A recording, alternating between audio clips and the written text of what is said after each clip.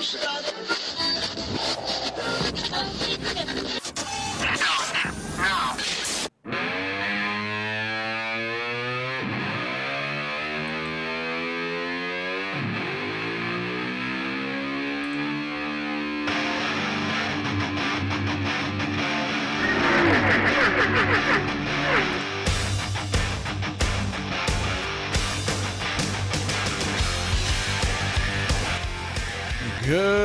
evening, everyone, and welcome to the iRacing Today radio show for today, which happens to be March the 6th, 2015. Happy March, everybody, and welcome into the show. My name is Trevor. I will be your host. I was going to put an adjective in front of that, and I couldn't think of one off the top of my head, so I'm just going to be the host.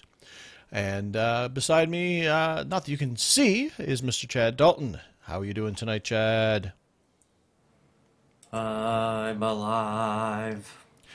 Yes. For those of us, well, no, I'm here. I'm not doing this at all. But for those of you who have tuned in to our live recording, the video is not there. There's just a big old splash screen saying, hey, look, this is what you're watching or listening while you're watching the screen while listening to us. Chad's a little bit under the weather, so he got a bit of a head thing going on. So we've kind of put him in a dark room so that he's away from people and shut off all the lights and, so that, see, they can't see that, Chad. Neither can I, because you're in the dark. Well, okay, I can see you from the reflection on the screen. But anyway, so we're not going to be doing any video this evening, so Chad can have his peacefulness and last throughout the show. And boy, what a show is it. Holy crapper knuckles. It is a heck of a show, because we've got a whole bunch of news. We've got a bunch of stuff breaking out of that iRace for Life seminar, which sadly I did not get to attend. Boo, but we'll get to that. But we've got a whole bunch of stuff coming out of that. So we got some news and a few other things. We've got going to talk about some plans for Season 2, because, hey, I don't know if you guys didn't realize this or not, but, Season 2 is, less than 2 weeks away. Or 2 weeks. No, it's a week and a few days away, because the build is dropping next week, and next week is week 13. So holy crap, it's time for Season 2 of 2015. So what are we planning on doing? And all that good stuff. We'll be talking about our poll question and the results, and reminding you, of course, to go vote in this month's poll, but we'll talk about last month's before we get to that part. And we've got a couple of kind of related rookie tips. It's basically one rookie tip with two mashed in things all about it, and you'll know about that when we get to it, because it has some interesting stuff, actually. It's some stuff that Chad said, hey, did you know this was there? And I said, no, that is the coolest thing ever. So we're going to tell you guys about that real soon, when the rookie tip of the week happens. So moving into the show, Chad, let's do the rookie tip of the week. Sooner than you think. Yes. Rookie tip of the week.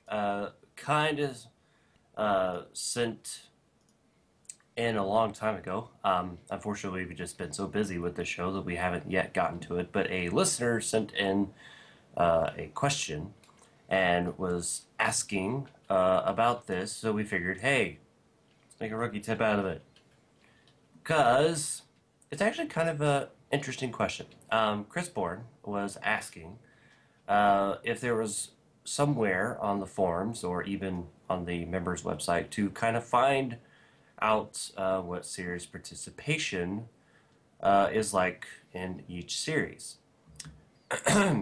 Well, we have a winner! Anyways, so...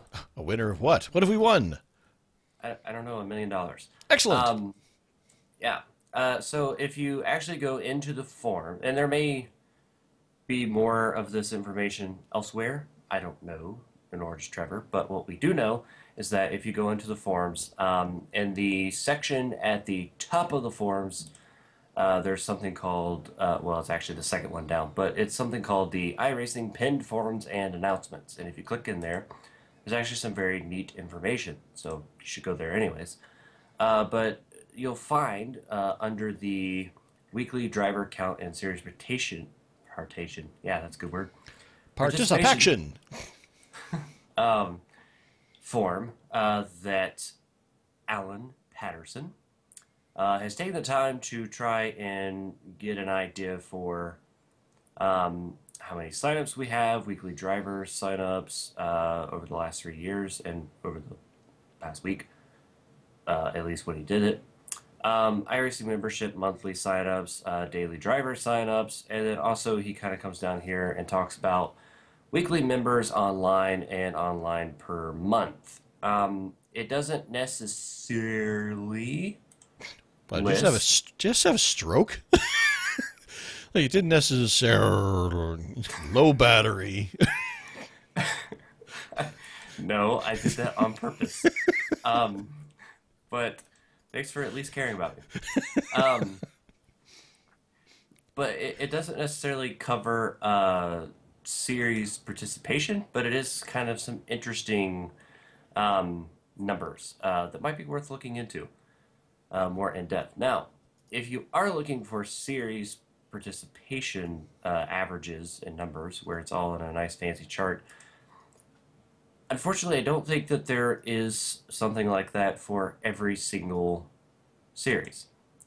But in a few series, there will be a sticky at the top of that particular car. So, just as an example, the Rough C-Spec car, which participates in the Rough Cup series.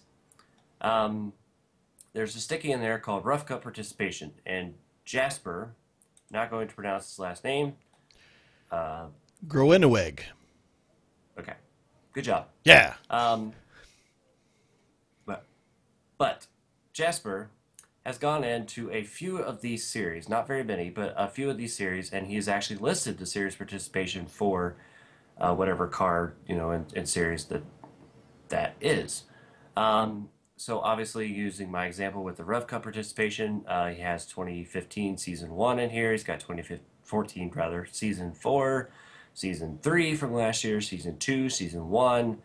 So he's got all of 2014 and so far what's happened in 2015. He's got kind of a nice chart here where he's got red color, where you're probably not going to find an official race in that time or during that time of the week. Orange means you might have a shot at it. Yellow, you're pretty likely to have it, and green is you're definitely going to get a race, more than likely. So it's actually pretty interesting, and I gotta tell you guys, I wish that he would do these for like every single one of them. Yeah, I mean, it's like that's the thing that you showed me before we started, and I looked at that. It's like that is like super awesome for anybody who's, especially if it's a series that might have, a lower participation number where you're wondering, like for those who aren't looking for what's the big SOF, race of the week, the big strength of field race. Well, some people don't want that necessarily. They just want to make sure they can jump in and get a race in, and then, like I said, you just look at that chart and it's just like, boom, there it is right there. It's like, okay, well, at the 7:45 race, no matter what the day, I can get a race in. Saturday, Sunday, well, looks like, this window here is open. That is really, really useful. And I mean, like Yeah, that sort of data is obviously available to the official iRacing people. Like I would love to see them just officially just take care of that and just, give us that information. But from a business point of view, they never want to admit that people aren't using their service at any particular period of time. So I could see where there'd be yeah, conflicts of interest there. But it would be awesome if they yeah. did because, anytime you jump into a new series, it's like, okay, well, let's just check. It's like, when can I expect to, like I'm going to do the V8 car now. What's, oh, okay, well, looks like the only chance to get an official race is, here and here, but oh, okay, well, I'm busy those nights because I'm doing this or that. So, okay, well, maybe I'll just look at a different series and try that instead. Like rather than deciding to go into, okay, I'm going to do this. And then you get all excited and you get all ready for it. They jump in at the time that you can race and nobody else is racing then, and then there's all that a bunch of wasted time and effort and excitement when you could have been preparing for something you could get a race in. So, And the V8 is a good example because I know that I saw a forum post one time where somebody had just started doing the series like a few weeks into the season, and his forum post was literally about, when do these races go off? Because every time that I've tried to join one, it's never gone official. Well, in that series, more times than not, when the strength of field races go off, that's where you're really going to get your official race in. Because if you look through the results of a given week, for the V8, you're not going to find very many rooms that go official, and the ones that do are gonna not have so many high, or not. They're not gonna have a very high car count. Like actually, if you look this week for Road Atlanta, I think there's been like 5 or 6 races out of the whole week to this point that have gone official. And if you exclude the uh, the the 2 races that would have been the strength of field races, all those other ones only had 6 to 10 people in them, which is a pretty low car count. So they're barely. You only need 6 to go official in the V8, so you're barely getting there. Actually, I think 3 of those actually had 6 people in them, so I mean they just made it to being official. So I think it would be nice to have all of this for each series. Hey, I'm new here. When is this series actually going to race so that I can get in there and participate? Because it is. It's hard to know. Yeah, well, I mean, like I said, especially if you're just jumping over to a new car, because I mean, at the beginning of a new season, a lot of people, they like to just jump and try something different that they haven't done before. So, now is the time. This is a great find for you there, Chad, to find this particular stuff, because I mean, this is when people are really going to be looking for that sort of thing. So if you're looking for a new Yeah. series, go check out the club specific one and take a look and see if Jasper has done the his fine work in order to help you out with that. I'm just looking at the GT3 series, and they have it, which is good because that's I like that series. And another way that you could check to see when races go official, it's not going to be like an average or, it's not going to be like a chart, like a flow chart of, hey, you might get one here. But you could look at results for a week in a series. So, like on the actual members website, go into a series, like a GT3 series, and click on the results button and just hit the plus sign on every single day of the week for that track and kind of get a feel for when the races went official or not. And then if you see more than one split, the odds are that that was the strength of field race for that series. Hmm. And sometimes series have more than one night for a big strength of field. So, you might see a couple nights where you get a strength of field. So that's another way that you could do it, but that would require more work on your behalf, whereas Jasper's done the work for you in a few of the series already. True. Okay, so let's see. We've got about 10 minutes. Can we wrap the show up? Because there's like a Vegas race starting in the B car, and I have to get one in this week. So if we could just finish this up right quick, like that'd be great. Yeah. I think you should just do your commentating from within the car. Well, I can't read the show notes very well while I'm Well, I'll read them racing. for you. Oh, okay. Okay, now Trevor, say this. Yeah. Now talk about this, and especially I'll with all hold the up two reading, cars. all the reading we've got to go on today. I don't think I could have my eyes distracted on that one. No. So, so that was the car participation one. On that, I can't remember. Did you actually start and mention the other one at the beginning of that, and then go over right over to the car one, or did? No, I actually mentioned just about all that you could really mention. Well, Unless you yes. found something. Well, no, the original one that we had posted in there, the weekly driver count and series participation, the charts for overall in iRacing, which I thought was Yeah, I interesting talked as well. about that one. Okay, I thought you did, but then I kind of blocked out, and you had a stroke, and it. But I was just going to say the thing that I find just one point on that, and that's why I didn't realize you talked about it because I didn't respond. So if I haven't answered back to it, then it never happened. But it's Yeah, kind of 'cause it's all cool. about you. Duh. I thought that was well established. The thing that is really cool about those charts is the fact that all the lines go up. So, Yeah. the members online per month is constantly going up, and the sign ups, during the last 3 years, each for with I think one exception, apparently May between 2013 and 14 had a little bit of a tussle, but every year, month over month, the numbers are higher, which is really cool. Which means that we are growing, which means that as long as this is something that you enjoy and you participate in and you want to keep seeing, going, well, them growing and making a profit is good for you because that means they're going to keep doing what they're doing. Yep. So, Exactly. well, plus we're doing everything all backwards, so I'm all confused. That's another thing, too. So, Mr. Yeah, this is Chad. backward show. The backward show because Chad's sick and he feels weird. pretty sure he's on some sort of cold meds or something. Because like, no, you can't show the video. Let's do the show backwards. This will be awesome. And then I started actually reading the words backwards, which I thought was hilarious. And Trevor was like, "Please stop." So, unfortunately, we're not doing that because I thought it was funny. It would be funny for about 5 seconds, and it would just drive me up the wall. Now, speaking of things that drive me up the wall, well, getting older. What's up with getting older? That was our poll question, sort of. The poll question the last month, for the month of February, was which age range of iRacers do you fall under? And of course, we had some confused listeners out there. Some people who didn't know what to vote for because, you know, he has fields like 30 to 35, 35 to 40. Well, what if you're 35? Which do you fall into? I say you go younger because, you know, we're all young at heart. I think. I am. So I play video games. Yeah, but technically, what you were supposed to do in a situation like that was vote for the one that you're closer to. So if you're closer to 36, then you would vote for 35 to 40. That sounds like math. Who wants to do math? People that, I don't know. Anyways, so the results of that poll question, and like I said a long time ago, I thought this was going to be a very interesting poll question because more than likely, the majority of the votes, and hopefully all of them, were from people that listen to our show and didn't just stumble on the website.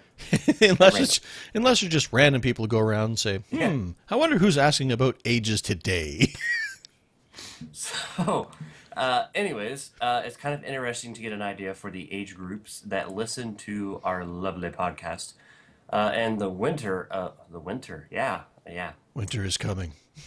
It is. In Texas. Hopefully it's almost over. The winner of the poll question results was age group 40 to 45, which got, they can't see you, I know. Got 23%. I'm still pumping my fist. Because that's mine. Which got 23% of all the votes. Second place was 30 to 35 with 22%. 45 to 50 with 13%. 35 to 40, 13%. I'm sensing a middle age group range here. Yep. Like 30 to 50 range. And then 25 to 30 with 11% of the votes. 50 to 55, 5%, 20 to 25, 5%, 55 to 60, 4%. A lot of numbers coming at you, folks. Sorry. 60 to 65%. Wow, now I'm putting percentage signs in there. 60 to 65%. I'm 65% old. I plan to live to exactly 100. Yeah. 60 to 65, 3%. 15 to 20, and 65 to 70. Both got 1% each, or one vote each. So, it's pretty spread out. It is. I mean, I was happy to see that it was so spread out. I mean, like everything from 15 all the way up to 70 got at least one vote. Am I reading that right, or did I miss a group here? I got 20. Let's see, 15.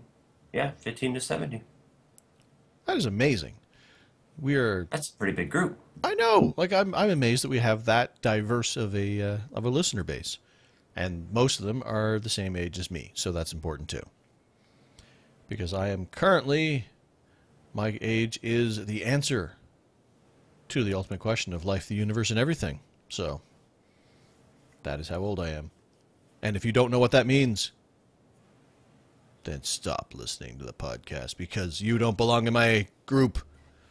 If you don't know what that means, then Trevor's 40 to 45. That's not what I... I voted for the awesome age group of 25 to 30 because I'm 25 going on 26.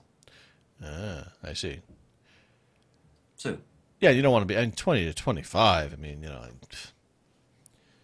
See, that puts me into the 20 to 25 puts me into the college group. Yeah, I mean, you know. I'm not in college, haven't been for a while, so it's kind of like I want to be more of an adult. You're more mature than that. Yeah. So, but I'm a little disappointed that I got to do a better job of getting some youth to listen to this.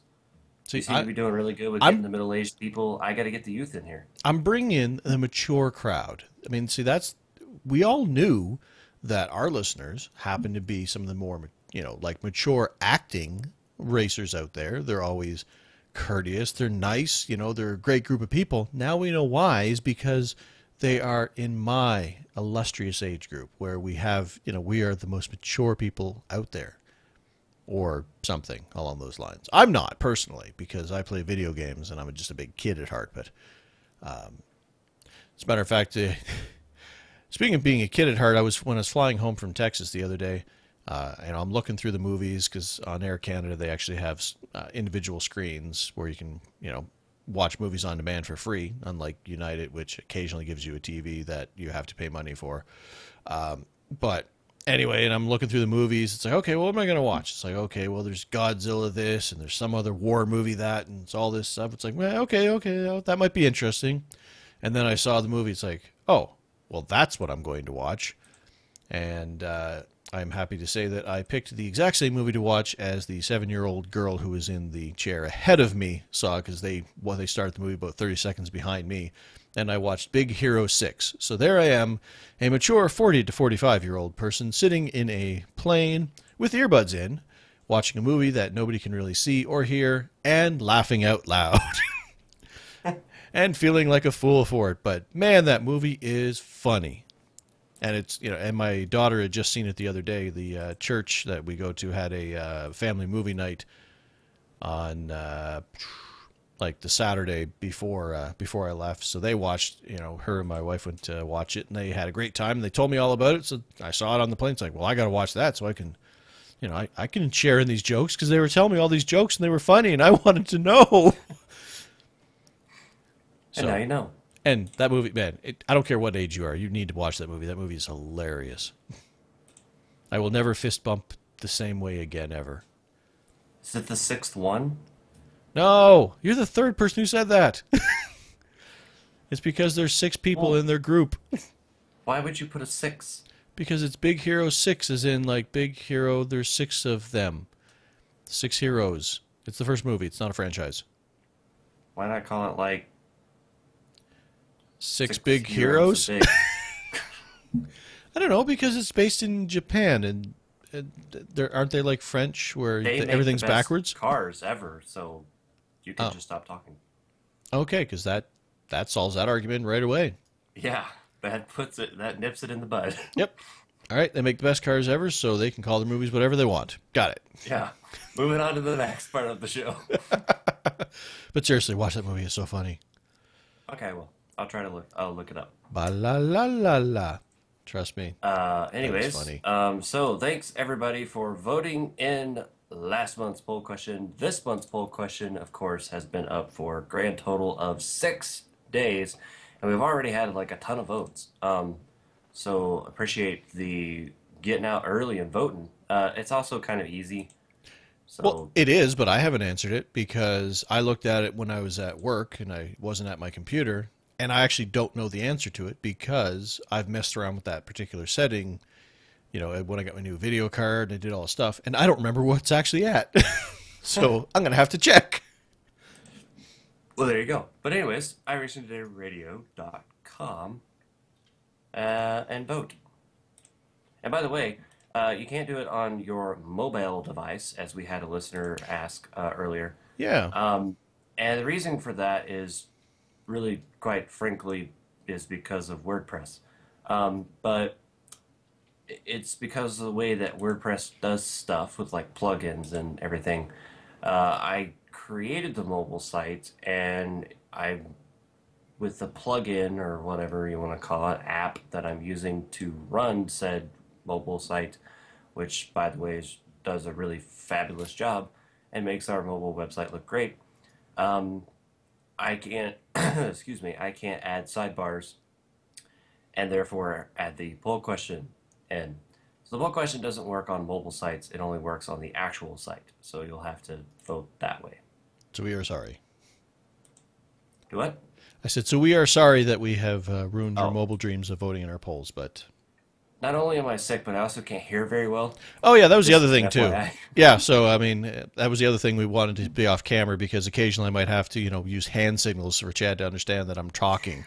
So, I'm not kidding. Like this, I know we're making jokes, but like I'm not kidding in the fact that I actually have an ear infection, have for over a week and a half, and my right ear I have pretty much not been able to hear out of for the past week and a half. I can hear a little, like, but it's very, very little. It's as if somebody turned the sound way down in my right ear. So yeah, there's the occasional time where Trevor might interrupt me, and I just keep talking because I can't hear him interrupting me. yeah. So it's different from the other times when he keeps talking because he doesn't want me to talk anymore. This time it's because he can't hear me. Yes. Huh. So, But yes, we've let's see our experiences. I'll mention what my experiences were right quick because they haven't been very much because of the whole traveling and whatnot. But ended up doing some everything's been B car so far. I've done some practicing. Well, I did some practicing at Atlanta. Unfortunately, never got a race in because of the whole leaving on Sunday thing. My weekend kind of got messed up. And the other night, and by the other night I mean last night, I sat down and did some Vegas practice. Thanks to Larry, our teammate there, for creating I was going to call it a config, but a configuration would be to do with my work stuff. But for creating a setup there, so I got some practice in there, and I think I'm pretty comfortable with that. I got to do a little bit of more running in traffic. Like, it's weird when you get like some of those tracks. Like Vegas seems so small. I don't know what it is. I mean, I know it's it's I don't know. It's just something about some of those. Like Chicago is basically almost the same track, but Chicago doesn't seem as small. yeah, But anyway, it's the way they're shaped. it's weird. I mean, it seems like you're on the backstretch for such a short period of time. It feels Like, strange. take Atlanta for example. It's the same size as well, mile and a half, but the turns are bigger at Atlanta than really the straightaways. So you're in the turns for like ever, and you're on the straightaways for decent little time, but not much. And then you go to like Las Vegas, and I feel like you're on the straightaways for a lot longer than you are on the turns. Well, and it's but like you said, I mean, Atlanta feels big, where Vegas just it feels like a short track. Like it feels like Richmond, almost. Yeah, Even though it's twice the size. yeah. So And it's still bumpy. yeah, that was And the the one reason thing. why I can confirm this is because I also got on in practice tonight, but in the Cup car, because I might race on Monday in the RCRL. But and I was getting my seat set up with the G forces, and it's like bump, bump, bump, bump, bump, bump, bump, bump, bump, all the way through there.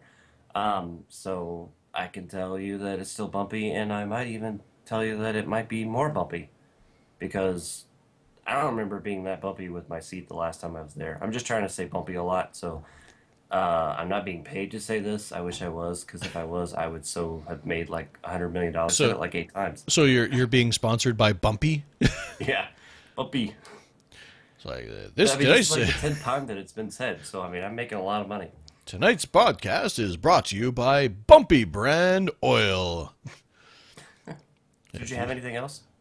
No, that was it. I've done basically. I practiced for a race I never made, and I practiced for a race that I hope to make. But well, it's 9:06 now, so it's too late now. I mean, I guess once the show's done. But Stupid show. well, that's the thing too. It was one of those races where I jumped in when I was practicing, and it's like, okay, I got a feel for the setup. I know where it's loose. I know, I'm comfortable there. But it was just practicing on my own. And a lot of races, I'll just kind of jump in once I get to that level. But because it felt so small, it's like, I need to do this in traffic for a little bit first, just to make sure. Because I don't know, it felt like it would just be so tight in those corners, even though it's, again, it's still a mile and a half, but it just doesn't feel like it. So, but that Yeah. was my experiences, was practicing for things that I have not yet done. How about you? On tracks that may or may not be big. Yes. Cool. So, you, on the other hand, Have one race experience since we last did a show. Um, I unfortunately did not do the V8 supercar last week, which would have been week 11, and they were at VIR. And the sole reason why I did not do it, is because I was sick. So I hit the bed instead of hitting the racetrack. So I was kind of disappointed that I didn't get to a race last week, but at the same time, as sick as I was like, yeah, I'm not doing that. Um, Now, this week, of course, being the last week of the series for the season, I they're at Road Atlanta, and I would like to get a race in. I was actually going to try to do the Strength of Field race a couple hours ago, but the iRacing website crashed when I got on to practice, and so I couldn't practice. And then by the time that it started running normally again, it was like 15 minutes until the race. So I got on, did a couple of laps just to get myself acquainted with the car combination and the car and track combination. And I wasn't going to do the race because I was like, there's no way I'm going to do 4 laps at practice and then jump into something I've never done before, Hmm. which is the V8 at Road Atlanta. I've done both of those things. I've raced at Road Atlanta, raced in the V8, but not together. So I didn't do the race, and I did okay for the first 3 or 4 laps. I did a couple of wrecks, but I also had a couple of decent laps. But with the weekend that I have, I'm not sure if I'm going to be able to do one now. I will try, but not sure. Hmm. That being said, I have pretty good drop weeks. You get 4 of them. If I don't race this week, 2 of my drop weeks would be missed weeks, and the other 2 would be like a 10th and a ninth place finish. So I have very good points wise drop weeks. Well, to go for my season, and therefore I think, not going to confirm until our next show, but I feel pretty confident in the fact that I've locked up the Division 6 championship.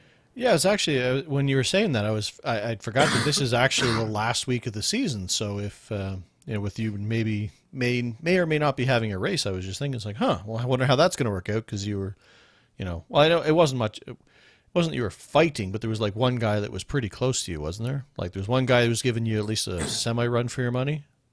Well, kinda. He's about 2 weeks ago. He was about 40 points away from me. And then after the V, at some point he did a VIR race last week, and that got him to within 30, and that's where it sits. And he has not done a race this week. Now he is somebody that is from Australia, so the odds of him doing a race Saturday and Sunday are probably pretty good. Um, but I don't know how many points he would get.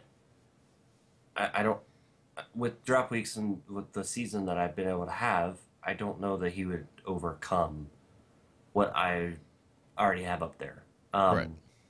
So I feel confident in the fact that I will probably lock that up even if I don't race. I would like to race, Well, you but should. I don't know if I will. I mean, not racing in the last race of the season, winning the championship anyway. I mean, what is this? The old chase, thing, format? Or the old even pre-chase format. It's like, I don't know, there's 5 races left, but I got enough points. I just kind of show up and, like, where's the fun in that? You have to be I think it's a blast. a racing champion, a fighting champion, I could be sick for 2 weeks and not race and champion. So I think it's blast. I don't know what you're talking about. I see. Get out of here. Get out of here, you crazy kook. Yeah. So may or may not race Road Atlanta. We'll see. But hopefully I lock up that championship because that'd be awesome. The race that I did do, because as I mentioned, I did do one race, was on Monday, and that was in the RCR Pro Cup Series. And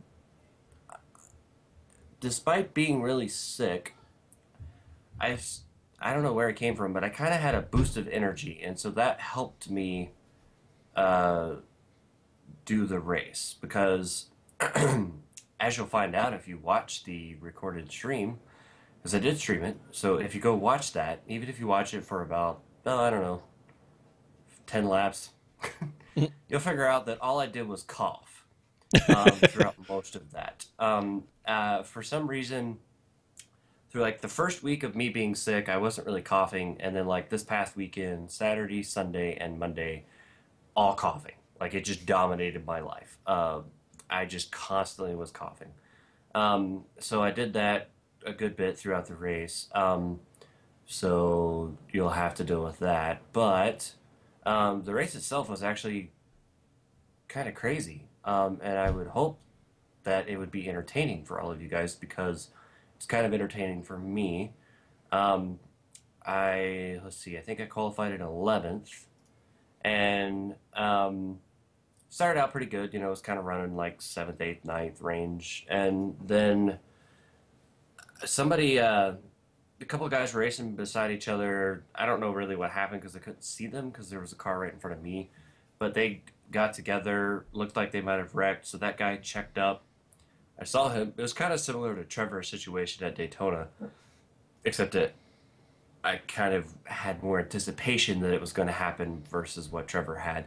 Whereas I was Trevor's having a I say I was having a conversation while mine happened. I'm just yeah, like, all right, we're talking there, we're doing this, whatever, and I got to get away from this guy, not that, smash. All right, then, well, I'll just pull into the pits right.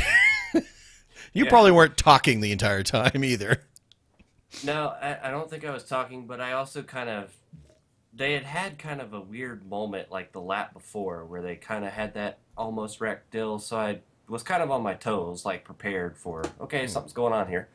Um, well, anyways, so that guy checked up. I don't even remember who it was. That's the other thing that's been wrong with me. I have a very good memory, but in being sick the past week and a half, I've remembered almost nothing. And I don't know why. It scares me. Like something happened 2 days ago, and that I can't even remember that my mom is like trying to get me to remember, and I don't remember that it ever happened. And I've tried to remember it for the past 3 days, and it's scaring me to death. Um, anyways, that was a side random note. So I do remember what happened in this race, but so I ran at the back of him, but I did manage to check up a little, so I didn't hit him that hard. I did get a 4X out of it, which was nice. So I had like 12 seconds of repairs, I think, got it all fixed under the caution. That happened, I think it happened later because that actually never resulted in a wreck. It was just a big checkup, a couple of dents, a little bit of a smashy, but everybody kept going straight. Caution came out, fixed the damage, went all the way to the back of the field when I did that, started making my way back up through the field. I think I got up to like 10th, 11th again. And then one guy about 5 spots ahead of me started to wreck. He went down towards the inside wall on the back straightaway at Atlanta. And then the guy that was 2 cars ahead of me got loose coming out of turn two, spun. The guy that was directly in front of me got collected. And then I was kind of the next guy that was like, well, I'm probably screwed here. And the one of the guys kind of spun into the where I was, kind of the lane, like I was on the far outside up against the wall, and somehow I ended up warping through him. So I guess yay for bad internet on either my or his part. Ah, you're But using a lag switch, aren't you? I knew yeah, it. flip, flip. But I still got 4 incidents out of it, um, which even though it's a league race and it doesn't technically matter with your safety rating, I still don't like having all those incident points. I've told you guys this before. That's like a big pet peeve. I like to keep that down as low as possible. And already, like in the first, 30 some laps, I'm at 8. Um, so I didn't get any damage from that though, because I had warped through the guy. But like 2 laps before that, I had actually clobbered the outside fence, but I didn't get any incident points for that. But I just hit the fence. So I did have some damage from that. So I fixed that under the next caution, which then put me back in the rear. So I started driving back up through the field. Was trying to pass some guy. I don't even remember what position it was for, but it was probably like between 12th and 15th. And coming off of turn two was just underneath him. He got loose, came down the track, hit my right front, which just put me into this big spin. I spun all the way down the back straightaway. Didn't hit anything. Got another 4X. So I'm up to 12 now. How long was this And race that you got this many incident points, sir? what was the How first part of that? how long was this race? Oh, it was 163 laps. Atlanta's a long race. All right. It takes forever. I mean, the real race is way too long. Our race is even too long. So, anyways, after all that, went back to the back again, started making my way up to the front, and then like late-ish in the race, one of the guys got on the apron 3 and 4, which if you ever have that problem at Atlanta, it really sucks. um, his car, he had to slow down a lot to even keep the thing under control. And when he did that, I was close enough to him. I didn't have a ton of time to check up. I did check up a little, but not a ton of time. So I ran right into the back of him, which then caused him to spin, and the caution came out. And then I had some more damage that I fixed a little of, but didn't end up fixing all of it. So in total, I had 16 incident points for the whole Holy race, crap! all of which were 4X's, This, and this, all of which were not technically my fault. yeah, this is an oval race. Like Yeah. Chad gets some incident points on road races because the occasional off track, the occasional this. Chad doesn't get incident points in oval racing. Yeah. And usually when I do, it's from someone else's mistake. Not bragging, but it just is. So in this race, most of it was like other instances happening. I mean, the first wreck was from where everybody checked up all of a sudden. The second one was I kind of warped through it. That happened ahead of me. And then the third one was trying to pass some guy. I didn't do anything. He just got loose and came down and hit me. So I didn't really have much choice but to spin out on that one. And then the last one was kind of the same thing, where the guy had to check up, and I reacted to it, but not as well as maybe I could have. But I mean, he was just kind of there, so it was hard to react to it. So yeah, that was fun. It's actually a very entertaining race. John Hensley made his first start in the Pro Cup Series Nice. at Atlanta. So it's cool to have John along for. I don't think he's going to race all year, but at least some of the races. Hopefully, the ones that I do, because it was fun having him there. As you guys will know that listen to the stream, because he and I were having some fun conversation. So I enjoy having someone to race with that I'm close with in internet terms in that series In in internet particular. terms. Yeah. Um, Especially because that's kind of an invite, only certain people get to race in it series. None of my IRTM teammates have ever raced in it. So, sorry. The fact that somebody that I know, and he's not my teammate, but somebody that I know pretty well, and John Hensley being there makes that series a little bit more fun than what it already was. In the end, believe it or not, after all that, I finished sixth. So that was a crazy stream, and one that I definitely recommend watching. So that was my experience from Nice. this week. So, moving ahead with what we're planning on doing in season two. I mean, this is the part where Trevor makes grand plans and then travels the world and says, "Oh, I wish I had actually raced." So, in keeping with that theme, and also related, because since our last show, they've actually released what the 2015 season two season actually looks like, or season two schedule, sorry. So there's a couple of, well, there's basically two main changes in the schedule for next season. One is one that the IndyCar community has been clamoring for quite some time, and I believe they used to do this in some way, but then it went away. And that is the fact that they're actually going to have a combined IndyCar championship, which will have 6 weeks of open and 6 weeks of open. 6 weeks of oval races and 6 weeks of road races running on opposite weeks. And they're doing that on the open side, and they're doing that on the fixed side as well. So basically, the idea is they're going to have a combined championship on all of the entire 12 weeks. They don't spell out how they're going to do that. I'm sure they actually probably have in the IndyCar forum. Haven't taken a look at that yet. But every second week you're going to be at either road or oval, and they've been, people have been asking for that for quite some time because, hey, guess what the real IndyCars do? They do oval and road. Not like NASCAR does road, where, I don't know, for about a month we're going to throw them on roads just to see if whose heads explodes. This is a regular occurrence for the IndyCar.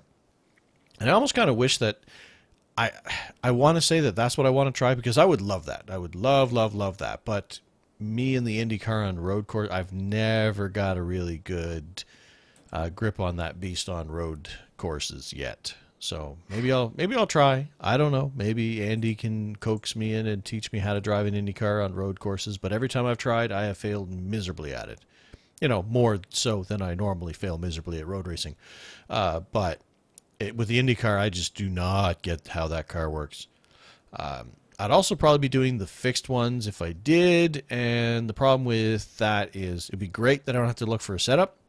But I also do not enjoy fixed IndyCar oval racing, because give me a setup, do all that stuff. Just let me move that weight jacker around when the air changes on the front and back wing, because I don't know I don't have the driving skill to compensate for what's happening. I do know that if I'm behind a car, I have to make the number a different number. And if the car is behind me, then I have to make it to a different number in the other direction. See, that much I can figure out. But, okay, well, now you have to drive this much extra off throttle because your aero tight and this, what? Okay, button, wheel, number, got it. So, anyway, that's great for the IndyCar guys because they've been asking for that. So make sure you check out the schedule to find out which weeks are oval and which weeks are road. And I guess if you're an IndyCar guy and you only like oval or you only like road, the open and the fix are opposite to each other. So if you only ever want to do oval, you could just go, open, fixed, open, fixed, open, fixed if you want to do that. So there's no combined championship for that, but if you want to do that, you could. And of course, the other big change is the fact that we are getting our new trucks, the Toyota Tundra and the new Chevy Silverado. So we're going to be having those in the C-Class NASCAR series, the truck series, which will no longer be called the Silverado series because it's not that anymore. So, and we've seen some new screenshots of those new trucks, and they look nice. I'm not a Toyota guy. I'm a Ford guy only because it's where my driver drives. I have no other affiliation. But there's only a Chevy and a Toyota, and between the two of them, I think the Toyota looks better.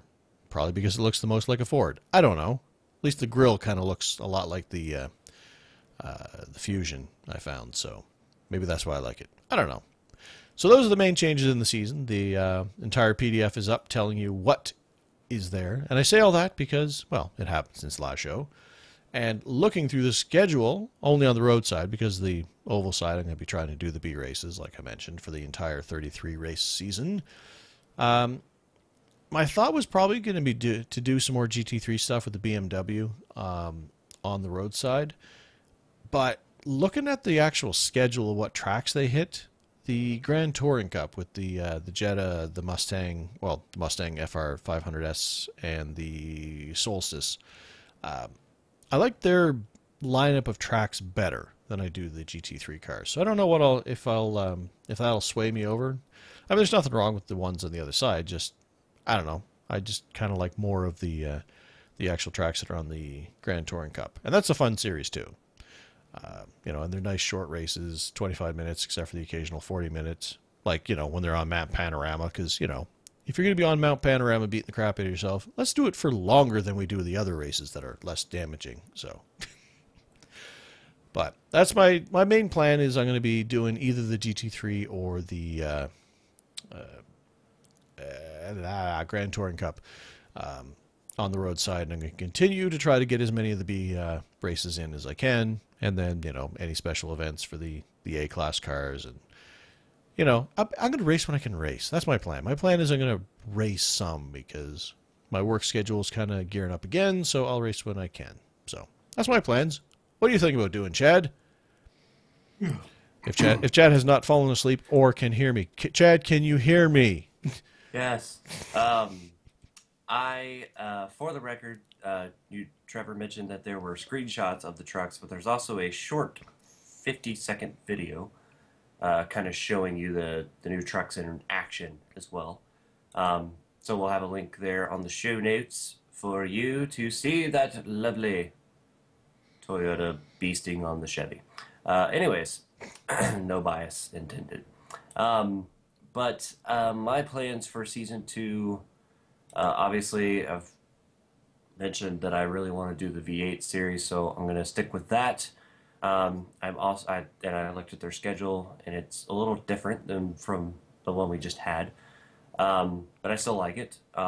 It's kind of a nice mix-up, and I think it's been like a week since I looked at the track, or the schedule rather, and since I can't remember anything anymore, just going off of what I can remember, I remember that there were like a couple of tracks, I think, that were new to the schedule, which I like. And the reason why I like that is because I'm one of those people that likes to use content that I haven't necessarily used yet, or that might be coming out new, Monza, which is, I'm pretty sure, on the V8 schedule. So I'm looking forward to participating in some of that. So, V8 schedule, full time. I also mentioned last week that I want to continue to race in the Pro Cup Series and the RCRL part-time, kind of when I can or want to, and of course when there's tracks that I like. So I'll be doing that. But now the other series that'll kind of be between this one and the V8, that'll kind of be most of my racing with the occasional RCRL race. I kind of didn't know what I totally wanted to do. I started out doing the Skip Barber series in season 1 and had actually a lot of fun and had some great races. But I feel like I do better and like being in the little bit more horsepowered cars on the roadside. It seems to fit my driving style better. And while I did do well in the Skip Barber, doesn't have a ton of horsepower. So I'm looking to upgrade a little bit. And I looked at the World Sports Car Championship Series because I find some of those cars interesting, like the Daytona Prototype, HPD, stuff like that. But the series that I think I'm going to settle on for season 2, and largely because I participated in it some already, but also because the races are only 25 minutes each, and I'm pretty sure that's for all 12 of them. It's only 25 minutes. So I kind of like the shortness factor, is the Rough Cup series. And I think it is open setup, but I should be able to find somebody to set up, or at least something that will work. And I think that will allow me to have some fun, and it's something that I haven't driven a lot of yet. I have driven the Rough Car a few times, and even did one race in the Rough Cup, but haven't raced it like full time or anything. So I want to try to race it full time in season 2 and see what I get out of that. And I am seriously losing my voice. Awesome, because we've got a whole bunch of stuff left to talk about, so that's great. I know. So maybe you should talk now for a while. Oh, by the way, though, guess what else is coming with Monza? I'll give you a hint. Okay. It's a circle. Oh, yes, we haven't actually. I forgot that happened. We mentioned on Twitter. We talked about everything and stuff. But yes, Monza is definitely coming, and it is going to be here with the next build, has been confirmed. I don't even think that was confirmed on our last show. I think it was. It was kind of confirmed. Yeah, they were probably going to do it, but it has been confirmed. And the big surprise was the fact that they are including the large, high-banked classic oval, which is currently not in operation, as my understanding is. I believe it's grassed over. They had to apparently do some fancy tricks in order to capture that part of it because it was no longer, functioning. Although I think there is a movement in place to restore that. If I remember reading something about that. But anyway, that big oval that is attached to it is going to be included. So that's going to lead to some fun. Like that. Have you ever seen that oval? That oval is both like awe-inspiring and terrifying all at the same time. Like even though I know they don't have, well, I mean, I guess they're going to have it the way it is, and I only remember watching it from like old movies or old races of watching them race on it. They just had one of those highway guardrails on the side, like just the Yep. metal on the wood post. Like I hope that's there. Like even though it doesn't matter, you're not really going to go flying off into because they're not going to model it. I don't care. I just think that driving that fast, that close to just that, like this is the only thing preventing you from flying off into the forest. I think that'd just be an awe-inspiring. So, Yeah. but people were very, very excited to hear about the fact that they would be including the oval because that was not confirmed by any means up to that point. But they did it in a nice way, I don't know, nice way, but it was a fun way in the fact that they basically just released here's a preview of Monza, and then like as they're doing that, they show the oval as part of it, and Yeah. people just lost their minds. It was great because it was like a couple days after everybody lost their minds about Daytona and iRacing is the worst everything, and I hate everything, and I'm the most bitterest person in the world. And then this thread pops up, and it's just people with all these gifs of people I love raising you, their iRacing. hands, and they're all Take my excited. money now. Yeah, it's like, man, you people, I don't know. Maybe iRacers have some sort of mental instability issue, like mood swings, Because, man, like, we're either the happiest bunch in the world or we're the angriest bunch in the world. Like, we're never just coasting, I swear. Yeah.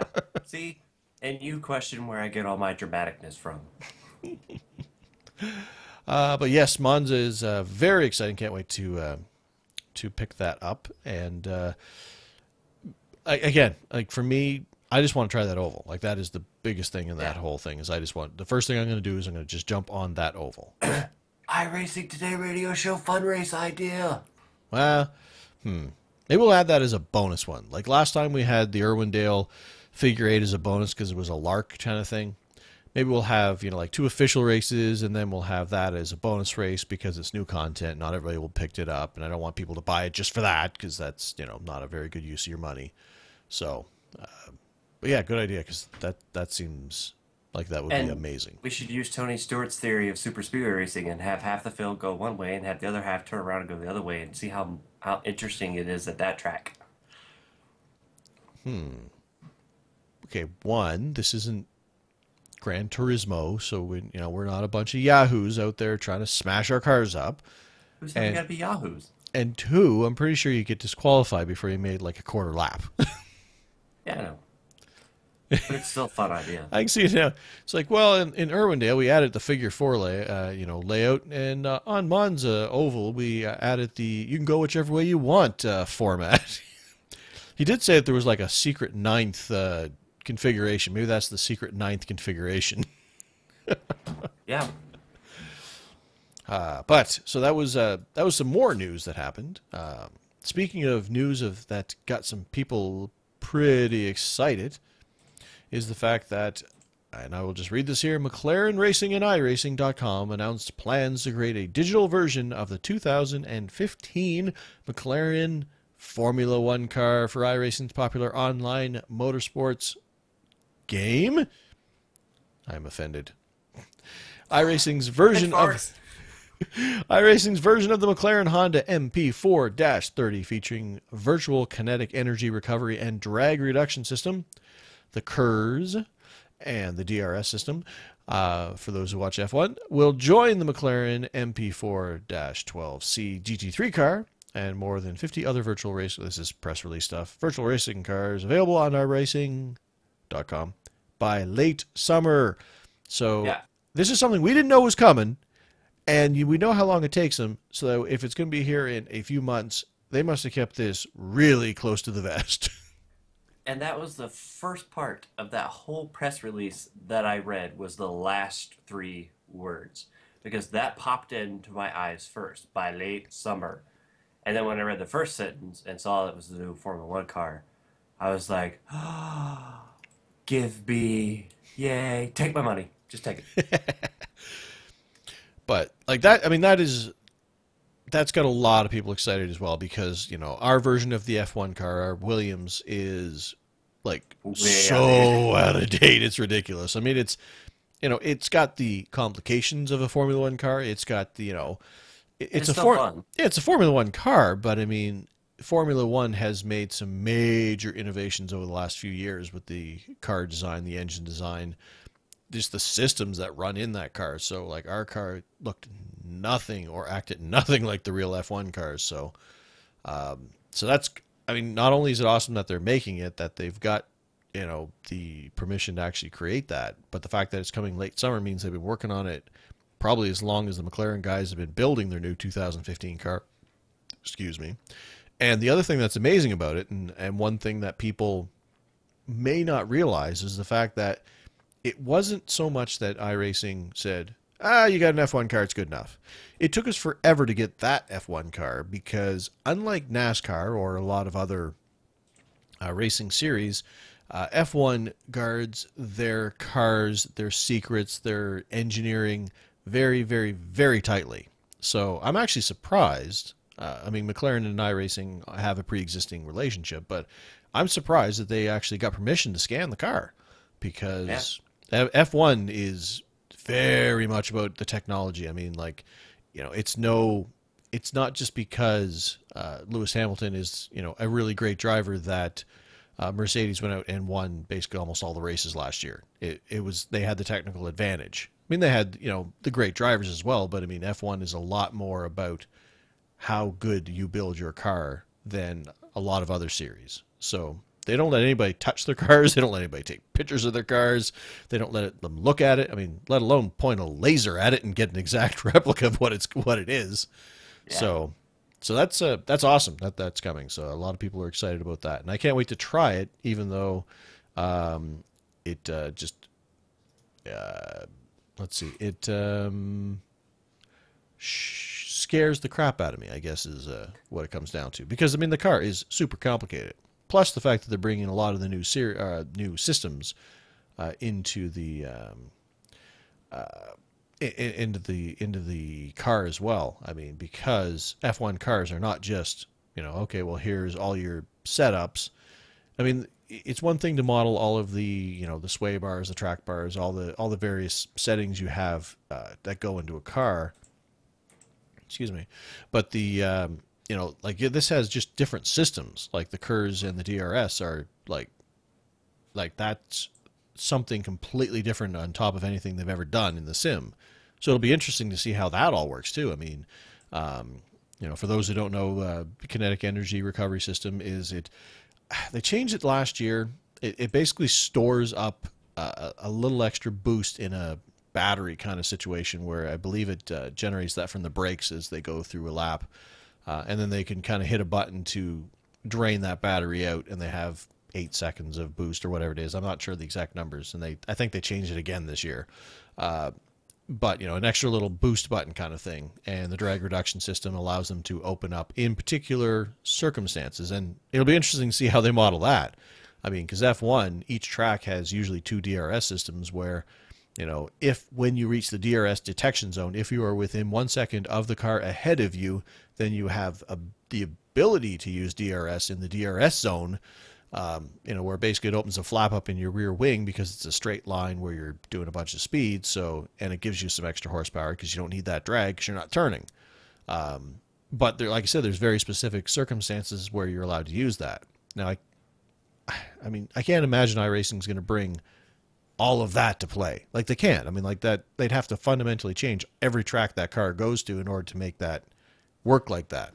So if it's just going to be free season on open up that flap whenever you want, that's going to be interesting. I mean, you're just cruising down here, you're going in the corner, whatever, just open that flap, let's get some extra speed going. Oh, now I'm in the ocean. I mean, so Hey, I have to say, I'm actually quite impressed that you know like all of whatever the heck you just said. I told you, I've started watching F1. I mean, it was part of this whole road renaissance of me. You see, I've started paying attention. I've already got my DVR set up to tape the qualifying and the race in the Australian Grand Prix next weekend. I mean, not see, that's the thing. Even like last year, I finally came to the realization that, wow, that was some weird inflections on that word. I came to the realization that it's not just all about the race. Like qualifying in F1 is like half of the whole thing. So I actually started taping like I don't even watch NASCAR qualifying, but now I last year I taped all the F1 qualifying so I could watch that before I watched the race. It's like I got in deep. I understand. Yeah. I know my F1 stuff okay-ish. You know, And yet you don't want to drive the car. it scares me. Like, have you seen the number of dials on that wheel? You don't have to. I don't have that many. I mean, look how many dials we have on our wheel. I'm afraid, like during our race when we did the 24, I was afraid to adjust my brake bias because I didn't know what it was going to do to the car. Now you give me 152 other things I can adjust in the car, or I'm not going to have control of it. Yeah, that's a bit much for me. See, me, I'm just a race car driver, so I'll just show up and drive the Formula One car, and I'll just go out there and like, okay, Chad, now here's what you're gonna do. You're gonna change this, and it's gonna give you more of that. Just do it for me. Thanks. We'll have to get Andy. I mean, I'm sure the his IndyCar expertise will translate at least somewhat over to F1. So just get Andy in there and say, all right, the car feels like this. Could you touch and move whatever buttons you need to make that stop happening? That'd be Yeah. great. Like, I told you a while back to leave me alone. I knew what I was doing. Well, it's this still applies to the driving part, but with the car and everything, that's on you. It's like I lied. I don't know what I'm doing, but still. So just don't tell me about any other cars. Don't tell me what's going on. Don't tell me how to drive. You, Fix my car. you just fiddle the knobs. Just do whatever you need to do. But I will say, back to serious conversation, um, this actually makes me excited because I've told you guys before on the show, and it still hmm exists. My ultimate goal on road racing is to what? Drive the F1 Make it car. to the Formula One car. Exactly. So this kind of makes me excited that we're getting a new one, one that's actually accurate to the real life one currently, for the most part, and that has me kind of excited because one of my goals with this year was to try to get better at all the road tracks, which is part of the reason why I'm trying to race different road cars so that I can become more comfortable there. So that when I make the transition into the Formula One car, I'll know the tracks better. So that hopefully it'll make learning the car at those tracks a little bit easier. Um, Obviously, it's not going to be like super, super easy, but just, easier than what it would be if I just went straight to the F1 car right now. So that kind of makes me excited. And I was trying to shoot for a goal of mid to late 2015, season four, maybe, to get into the F1 car. And now, about that time, there's going to be a new car. So that's maybe we'll line that up. Perfect. And not only all that great stuff about the F1 car, but the fact that like just looking at that thing straight on, like how like modeling that front wing on that car, like that Yeah. front wing looks awesome. Like I love the front wings on the F1 cars. It was pretty similar to what they had last year as well, and that just looks just just bad, man. Like that just oh. But in a good way. Well, I was gonna say, I was gonna break our G rating, you see, so I didn't. I decided not to, Yeah. Good. So there's been a lot of big news that's come out of the iRacing world, and we've already mentioned some of it, but there was some more big news that happened this past week that Trevor hinted um, at the beginning of the show, but of course we're going backwards. So, don't make fun of going backwards. I wasn't. I was just, it's like, yeah. You're over there shaking your head, I was laughing, gonna I like, was don't gonna make say fun. like, just for some reason I don't know. Chad's in a mood, so we're gonna go backwards. I don't know, but See, you're making fun of it. yes, I am. You're fired. Somebody Okay, actually told me that I should fire you. I know. I saw So that. I'm gonna do that. Yeah, Yeah. because they were all like, we can't record the show because Trevor has a crazy work schedule this week, so we're gonna record it late this week. And he's all like, just fire him. But I made this. I hired Chad. Oh, is this one of those things where I get old and then the person who used to report to me now I report to him? Oh, I hate Yep. that. So iRace for Life seminar, of course, happened. Trevor wanted to go. Unfortunately, it didn't work out. I wanted to go actually and had actually signed up quite a long time ago to go and was actually kind of prepared to go, but then something else that's a little bit more important to me in my life won out as far as trips go. So I ended up spending the money on that and going, um, and didn't spend the money on going to this. So, Yeah, I mean, with for me, I was there. Like everything was in place, and then apparently I brought my Canadian weather with me, and it was like I was driving from out of Dallas, and I was driving from Dallas to Abilene, Texas, about a 2.5 hour drive, and it was 32 degrees, so it was right at freezing. There was in Fahrenheit. yeah, there was, yeah, I've been there when it's been 32 degrees, Celsius and higher. There was standing snow on the ground. It was at freezing. The road was wet and it was raining. Like it was almost like Texas just didn't know what to do with itself. It's like I don't. It's freezing.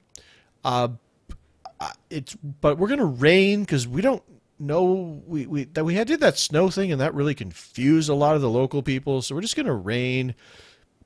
I mean, it was weird. I mean, and in that 2.5 hour drive, I saw I think at least a half dozen semi trucks on their side in the ditch. It's man, like they were confused. But unfortunately, the side effect of that is because I work in the power industry, in delivering. I work at substations where they deliver power to, people's houses, basically.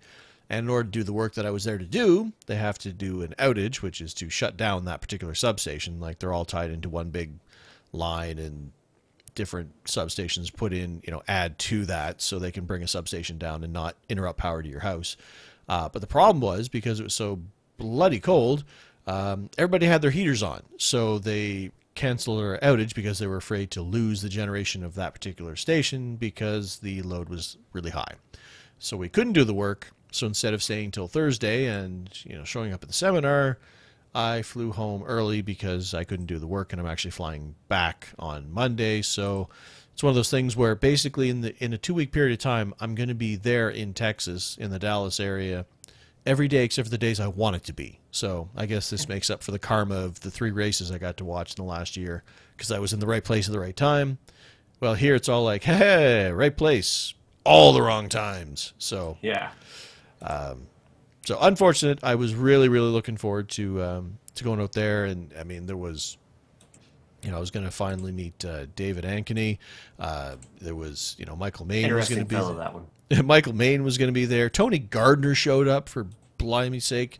So I mean, I was going to hopefully snag him and grab an interview, and Danny Resser, a member of our team, was there, and I was going to get to meet him.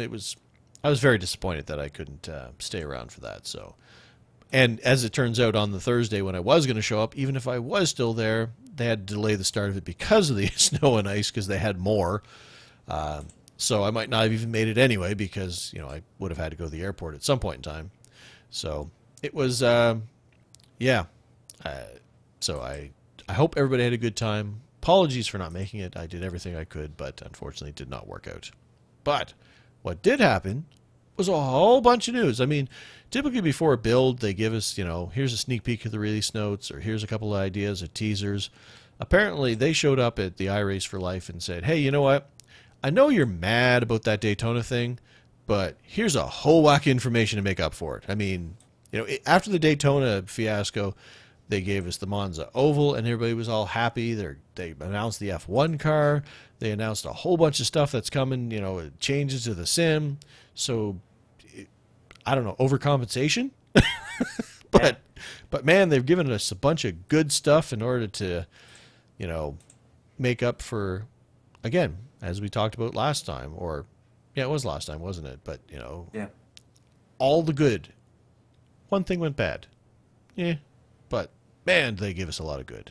So, And some of the good that was announced by Tony Gardner. And there's quite a few things here. Yeah, we're not gonna cover everything. There's a lot of stuff that was discussed and divulged, and I'm sure they'll all show up in official release notes later on this week, early next week. But we'll cover some highlights. Yes, but now all of this is coming in next week's build, just as a record. So don't be like, hey, they said this was coming in the next build, and then it didn't show up. Well, that's because it's not all of it's coming.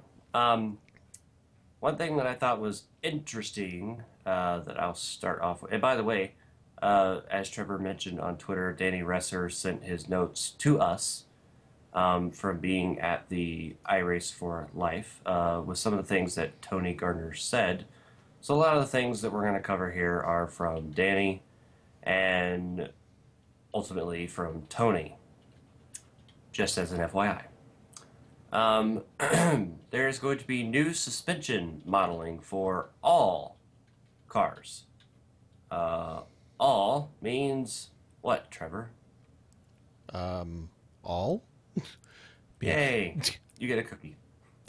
I didn't know how to answer that. It's like all means All. all. You answered it the way you're supposed to. I Okay. just wanted to make sure everybody was aware that all cars. So it's not just oval cars. It's not just road cars. It's all cars. New suspension modeling. And that says that it will happen in the next build. So I'm sure we'll have some release notes on that in the next few days. It looks as though, unless, something really crazy happens, that new build will come out on March the 10th, which is Tuesday. I'm imagining in Eastern time zone, it'll be kind of a morning into the early afternoon deal, probably like 4 or 5 hours. Usually It'll be is. down. Yeah. Yep. So, yeah, there you go. So, there's a lot of stuff that, a lot of handling changes I'm noticing in here. It almost seems like we've talked about this before. It almost seems like every time they do one of their major releases, there's always a theme to it. This time we had the guys working on this particular type of stuff, and there seems to be a lot of handling stuff in this build. But it's not. But it's a lot more than just simple tweaks, I guess. It's not just a little bit of, okay, well, this we made this small adjustment. It's some pretty big differences. There's one thing. Well, actually, I'm not even going to talk about that because I'll let Chad talk about that one because that was his pet peeve. We talked about that a bunch, so I'll let him talk about that one. There's apparently going to be a new interface coming to the sim, and I think this kind of ties into. There was again, forgive me, but there were a bunch of places where there's various notes. Because, like I said, Danny sent us some stuff. There was some forum posts. There was a couple of news stories. So, and a lot of it covers the same stuff, but from different, spelled out differently and from different sources and whatnot. But they say they're going to be making some change to the interface, and they're also saying that as part of that, they're attempting to find a way. And I don't know if this doesn't sound like it's all completely this build. This sounds like a work in progress kind of thing, but they're finding a way to disengage the website from the sim a little bit more. And I don't know if that ties into some of the interface things that they're going to be making, because as they've stated, and it happened or it came up a lot during the discussion of the Daytona 500 stuff, was the fact that it's not the sim that's crashing. That seems to be a misunderstanding of people. It's not, oh, well, your sim can't handle this many people driving, or because of, the big events. But it's never actually the sim. Once you're in the sim, everything's fine. It's that marriage between the website interface, the login process to get you into the sim. So they're finding a way to kind of split that up a little bit better as well, to kind of alleviate that problem.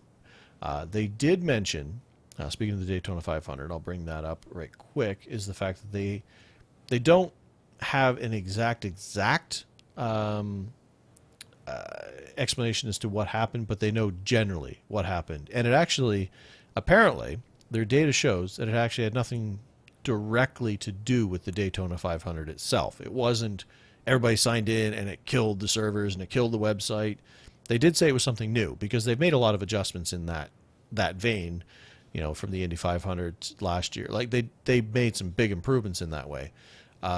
Apparently it had something to do with some hosted sessions doing some weird stuff with an abnormal amount of admins doing some weird, like some different things in there, and somehow that confused the the interface in such a way that it actually impacted the Daytona 500. That's about as much detail as we have. Like I saw it explained a few different places, and none of it really said what happened exactly. Well, the direct quote that Tony Gardner apparently had was unusual user request during a hosted race that was occurring at the same time as the Saturday morning Daytona 500.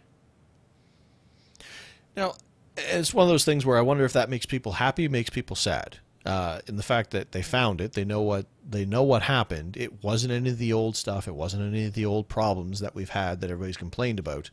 Like everybody with their pitchforks, every year same old thing. Well, it wasn't. This was a completely unique set of circumstances because they fixed the stuff that was crashing before when they did the Indy 500 last year, and we did the test race and we did all the stuff there to kind of work on the back end aspect of it. So it's good that they found what happened because now they can deal with that particular situation. And part of that disengaging website from Sim will help in that vein as well. But in the end, it means that they could have kept going with the 500s. It was an isolated incident. Now, obviously, at the time, they didn't know that. They just didn't want to have people continue to practice, continue to get their hopes up to try to join to find out, oh, there's something fundamentally wrong. In the end, it wasn't, and everything probably would have went off fine because it was a very unique set of circumstances. But they did what they did, and they did what they felt was best for business at the time. So anyway, so it's interesting to know that they have nailed that down, and we probably won't see that again next time we have a big event. So anyway, so that was to do with the some interface changes. Now I know there's one change that I won't say excite you because we don't know, but it interests you because we discussed it a couple weeks ago. Yep, and that is the broken draft model. It is something that I think I had mentioned on the last show, perhaps, that NASCAR, iRacing had talked to the drivers of the NASCAR Peak Free Series, and they were talking about various things, to make the racing better and things like that. Because let's face it, they go to those guys because those guys are racing in the series that is being broadcasted and that NASCAR has their name on. So the odds of iRacing and NASCAR, but mostly iRacing, wanting to have that series look pretty versus, some of the other series first, is pretty high. So they talked about some things. One of the things that I know that was very talked about amongst those guys was the draft model. It would appear that iRacing, which I'm happy to know or learn, has been working on the draft model for a decent amount of time, to the point where they've gotten it into alpha testing. Um, and of course, if you don't know, alpha testing is kind of like it's almost done because it's like, hey, we need you guys to just test the living heck out of this and make sure that it's going to work the way we would like it to. But the the interesting thing that I get out of this is that, in Danny's notes, he says here, David Cater, in case you're unaware, David Cater does a bunch of setups, especially it seems like with the B car on the oval side, but I think he's done a lot of stuff for the A car as well on the oval side. But and of course, Cater was at the iRace for Life as he has been for the last few years. But he said that he was very excited. Cater said that he was very excited about how much fun the new draft model was after the alpha and beta testing at the super speedways, and it's apparently something that he doesn't like. So it must be pretty good if he enjoys it as a result. Um, as Trevor said, that kind of makes me a little bit happy, but at the same time, it's one of those things where I'll wait and try it for myself. Hmm. Because in my mind, I know how I would like the draft to work, and it's kind of like real life, but as I kind of mentioned, it doesn't need to be exactly like real life. It could be made in a way that's more fun because it's the most popular thing. So it should be fun. As a result, like I said, I'm a little bit happy about this, but I would like to see what happens once we get this and I get out there on the track. Hmm. Um, I'm curious, do we confirm if this is coming in the next build or is it something that's coming later? The draft stuff. Yes. I believe we have confirmation that that is coming in this actual build. Is where those. Yeah. I was thinking I saw that, but I couldn't find where I saw that. Yeah, I remember reading it. Like, there's been a lot of because none of this. There's no official release notes. Like, there's no. Here's the release notes. This is basically Danny sending us some information from the floor. A bunch of people making forum posts. So it's the information's a bit scattered. You know, but I am positive that they said this was coming next build. Now, to add to the draft thing, apparently, again, this is one of those we got to try it.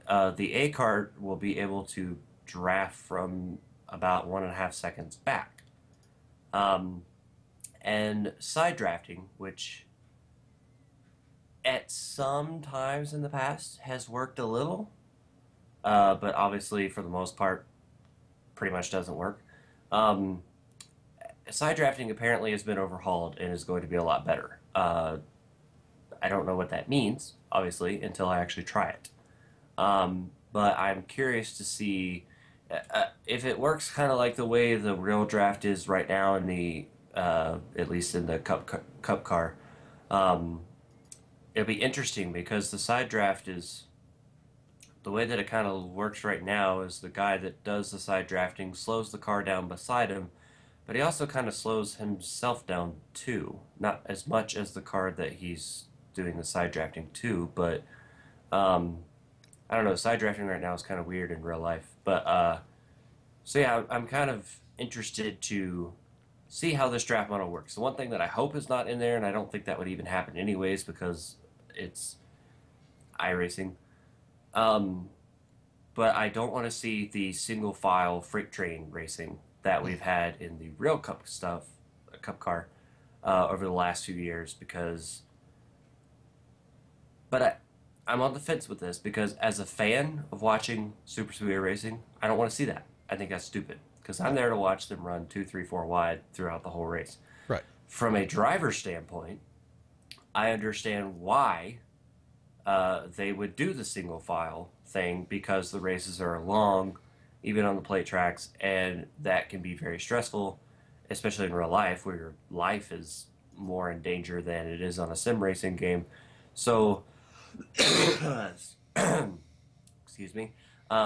But so I understand why they do it in real life. So that's why I say, as a driver, I get it, but as a fan, I don't like it. So I hope we don't have that on iRacing, and I hope that you can be in a pack because out of the 200 laps of the Daytona 500 from a couple weeks ago, the best part of that entire race was from about 18 to go until about 4 to go. That was the best part of the whole race because everybody was three wide all the way through the field, except for I think Joe Logano for like 3 laps where he was by himself. But um, that's kind of. I mean, obviously it doesn't need to be three wide all the time, but that's kind of what I like is the big pack racing where you're constantly side by side. Right, and one thing would be is the fact that the with the side drafting, that kind of frightens me to a degree. I mean, it'd be great that it's more realistic. You actually get in slingshot. It'll probably give an opportunity to open up the the middle top lane a little bit more for maintaining with the guys you're trying to pass and maybe some passes and whatnot. My fright, my fear would be the fact that a lot of the guys I've watched them try to race side by side, and while they're not even trying to side draft, they're hitting each other and running into each other. So if you give them a reason to try to get closer to one another, I could see that being slightly disastrous. You know, especially with, you get a little bit of net code in there as well, and all of a sudden, people are just wrecking people left, right, and center. So that could be frightening. But Yeah, in a league though, I mm, like in the RCRL. I don't know. I mean, yeah, they might have a wreck because of side draft, but I that would be pretty clean, in my true, opinion. good point. Good point. Because in a league session, that would be obviously a lot less pronounced if you're in a Yeah, good league. Yeah. yeah. There was a oh, what was I going to say? I had a point that led from there, but oh yes, I was just going to say that I know that we are now a year away from last year's iRace for Life seminar because checking my outgoing friend requests as an update, neither David Carter or Get David Carter 2 has accepted my friend request yet. And those were sent out on the 28th of February last year, so just over a year, just before they did the iRace for Life seminar last year. For those who weren't around, I apparently could not pronounce David Cater's his name. Number? So I said I should send a request out to, I kept calling him David Carter, so I decided to look to see if there were any David Carters on the system, on the service, and there were two, so I sent a friend request to both of them. Neither has accepted. I'm also Have pretty... either one been on? I don't think so. Let's see. David Carter 1, otherwise known as David Carter without a number behind his name. Let's see. His last official race was December the 3rd, 2012. So maybe he's doing league stuff. I don't know. I mean, yeah, I'm not here to judge. David Carter 2. So 2012. So that was literally like almost 2 years prior to, I sent him. I sent Yeah. a 2 year lapsed user. Request. And oh well, David Carter 2 better. He logged in on April the 4th of 2013, so not quite a full year separation there. So he's also a rookie on both road and oval, so hasn't done a lot of driving really. And his list of last 10 races only shows 5, so that's probably telling as well. But anyway. So, let's see. There was another thing in there. Well, there was a whole bunch of things in there. With the regards to the cup cars, I noticed that they mentioned that they were going to increase the penalty for the splitter touching beating against the track, because obviously you try to get, depending on the track, you want to get it as low as you can on the front. So there's now going to be more of a penalty for actually making contact, which is kind of cool. Now, here's something that's not going to be in the build, potentially in the next build afterwards, but one of the things they've talked about before, but it's good to see them still talking about it and giving a potential date for it, is dynamic track surface modeling. And that is the track changing over the course of a race with rubber buildup, it heating up because the race going on. Getting dirt on your tires if you go off track, having marbles out there on the track, which is the little balls of rubber that, peel off the tire and throughout the course of a race. Typically it's weird because if you actually watch a lot of races and you get that view that's right down at track level, like the, gopher cam kind of thing on the track, and you look at it like from a top down view, it's like, okay, the track's getting a little bit darker here, but if you actually look offline, and it's really pronounced on, like if you watch any of the IndyCar or the Formula One road races as well, like you watch them run that particular line, it's like, oh, okay, well, it makes sense because that's the best way around the track. But if you get a close up, you realize the only place that is not filled with little balls of rubber is that preferred line. Like if you ever go off that, off the line, then you end up with these marbles, is what they were called, stuck to your tires because your tires are super hot because of your racing. And now you have all this rubber, which is the same material, and oh look, it just all connects, and I bet you you don't get much traction from.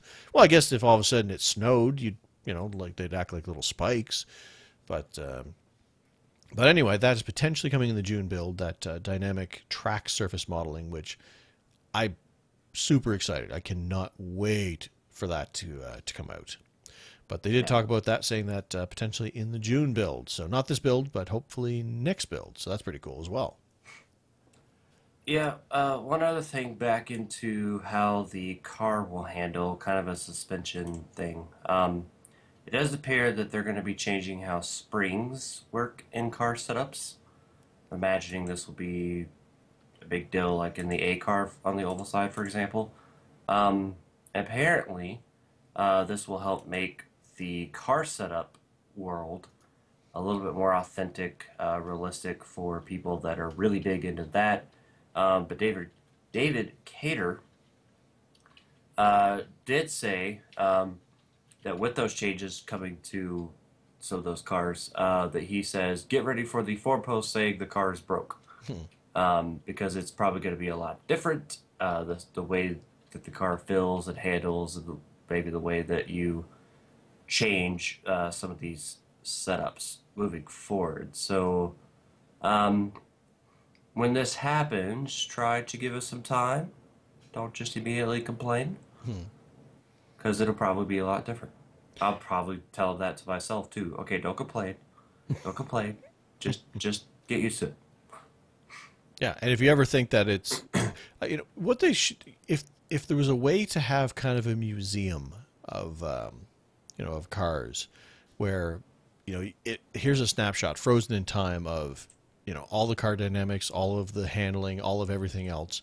Like they should just keep the old NASCAR A class car in a bubble from what 3 years ago, how it handled.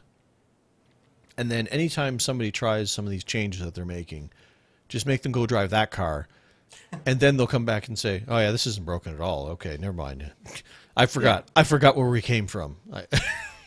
I forgot yeah. what I It forgot what it was was like, man. it was pretty bad. I've seen some Um, things." yeah. Now, one other thing to mention along with this tire model. Everybody's loving the tire model. Little sarcasm there. Wow. Um, but they were going to put in some updates to the tire model with this build, but since the suspension changes are again on all cars, it's You're kind of very, dominating the you're build. fascinated with that suspension on Um, all cars. well, yeah, just want to bring that out. Um, there will not be any tire model updates in this build, but they do think that they'll have some in the next one. But they also felt that it would be too much with the suspension changes that they are bringing. So, just an FYI. Which is pretty smart because I mean, Yeah, it's one of those things where you never change all the things at once. It's a typical troubleshooting thing. You make a few changes, but if they changed everything and things went bad once they released it to the wild, they'd have no idea why. It's like, oh, was it because of the tire? Was it because of the suspension? Was it because of this? So good on them for not bombarding us with a whole bunch of changes because if things went bad, the things would have gone real bad. So yeah. Um, Now, here's something else that I kind of thought was interesting. This is a couple of housekeeping rules stuff, um, more so than features. There's apparently been a problem in IndyCar racing where drivers drive off the racing portion of the track to gain an unfair advantage. Tony Gardner did state that they are going to try and look at options to penalize such drivers that do that. So if you are one of those that does that, probably want to stop. Another issue is that in qualifying sessions, depending on the qualifying session, anyways, a lot of people have been sitting there, and I can see how this would work, burning off fuel. So basically, if you, let's say, for example, you were in a car that you were not allowed to change the fuel in, you would just sit on pit road and let your car waste fuel. Because what happens when you have 8 gallons of fuel and then drop it down to, say, six? hmm You get faster. yeah, and I think this Um, was the IndyCar specifically that they were talking about, which is very, very much affected by the weight of the fuel. yes, and a lot of cars are. Some cars not so much. So iRacing, of course, knows that this is happening, and they're going to try and figure out how to make it not happen. Which, speaking of qualifying, leads into an interesting thing that I have heard a lot about over the past couple of weeks, just in reading some of the forums that some of the iRacing staff members have been either creating or kind of joining in the talk, and that is the idea of trying to figure out how to revamp qualifying. Which I didn't really know about this going on until, like I said, a few weeks ago. But the Star Mazda series apparently has already been experimenting with different formats, and some other series I think have also tried to do the same thing. But the idea that I think iRacing has kind of started to experiment with, of course, right now, if you're unaware, iRacing, you get the whole week to run a qualifying lap. You pretty much, except for like things like NIS, where you've only got like 3 or 4 qualifying sessions that pop open before the race. But in a regular series, you have a qualifying session pretty much every hour or every 30 minutes, where you can go in and qualify, and you can just constantly make your time better if you can do it. I'm just making up numbers. You could probably have 200 qualifying sessions in a week. The idea that iRacing is toying with would be to, man, would be to have qualifying sessions within the race sessions. So right now, you do the qualifying session, you leave. 15 minutes later, for example, race room opens, you jump into that, you go in there. It's totally separate from each other. Whereas with this, it would be more like hosted racing or league racing, where you join the room, there's like a little warm-up or a practice session, then it flips into qualifying, then it flips into the race. You never leave the room unless you do it intentionally, but you never have to back out of the room because it just advances to the next session. So I kind of think that's interesting. Yeah, I mean, we'd actually brought that up 6 months ago. I think they had first approached the subject where they were thinking about making some changes. But like you, I had no idea they were actually beta testing it, so to speak, with or at least some changes with the Mazda, or was it Mazda? Yeah, the Star Mazda series. I didn't know they were actually making some changes there and trying it out. So I kind of prefer that way. I mean, I rarely will qualify for sessions anyway, but that's the way it should be. Do your qualifying right before, so you're qualifying based on the race you're about to do with the same, against the same drivers, not, the way it was before. So I hope that, there's no bumps in the road to prevent them from actually doing that, because I think that's smart. I'd like to see that be the way things go. I mean, and especially if it's the same series or same session, so you're not, so you're not jumping, doing one session and then having to re-enter for a different one as well. I think would be great.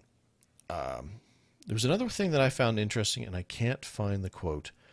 And I don't even remember which email it was in all of them.